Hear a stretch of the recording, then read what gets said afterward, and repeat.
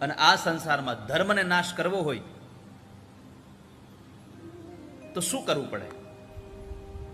સંસ્કૃતિને નાશ કરવી હોય, સંસ્કારોને નાશ કરવા હોય, લોકોને દુઃખી કરી દેવા હોય તો શું કરવું પડે? એક એક લોકોને મારવા કરતા જે ધર્મના પ્રચારકો છે એની ઉપર પ્રહાર કરો તમે.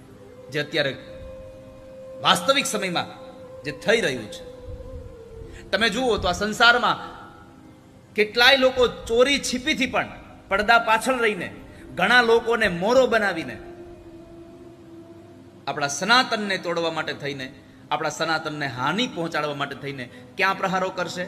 તો કહે છે કે જે ધર્મના માટે થઈને જે મંતવ્યો આપે છે, જે ધર્મના માટે આવા પ્રચારકો નીકળ્યા છે, ચાહે કથાકારો હોય, ચાહે કલાકારો હોય, ચાહે મોટિવેશનલ સ્પીકર હોય, જે ધર્મની વાત કરશે, જે સંતો છે જે ધર્મની વાત કરશે, એવા લોકોને ટાર્ગેટ બનાવીને લોકો એને પાડવાના પ્રયત્નો કરશે. કેમ? એને ખબર છે કે અમે ઘરે ઘરે ન પહોંચે તો કાંઈ નહીં, પણ જેનો સંદેશો ઘરે ઘરે જાય છે એને પાડી દઈએ એટલે બધું થઈ જાય.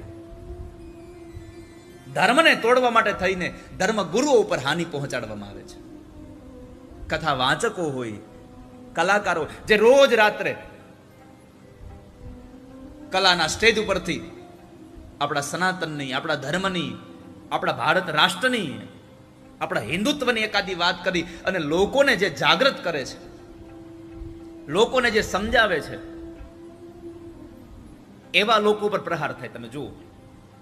પણ સૌથી અગત્યની વાત એ છે કે પ્રહાર કરનારા લોકો, કથાકાર હોય, કલાકાર હોય, મોટિવેશનલ સ્પીકર હોય, સંતો હોય, જેણે સંસાર માટે, ધર્મને બચાવવા માટે થઈને, સમાજને સુખી બનાવવા માટે થઈને, સમાજને સારા વિચારો દેવા માટે થઈને જે માણસ પોતાની જિંદગીનો કેટલો હિસ્સો સમર્પિત કરે છે, એવા માણસોને ટાર્ગેટ બનાવે. કોણ? વિધર્મીઓ.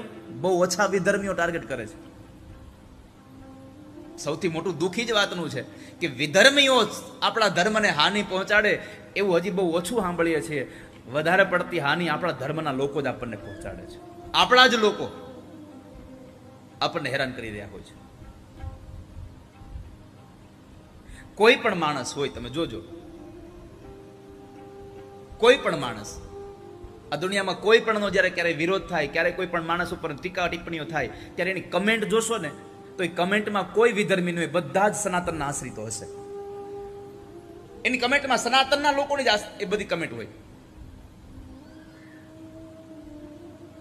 આપણને બહુ અસર કરે એવી વાત મેં તમને કરી છે કે કદાચ તમે દ્વારિકાધીશના મંદિર ઉપર ધજા ચડાવવા માટે ન જાવ તો કાંઈ નહીં, પણ જે ધજા ચડાવે છે ને એનો તો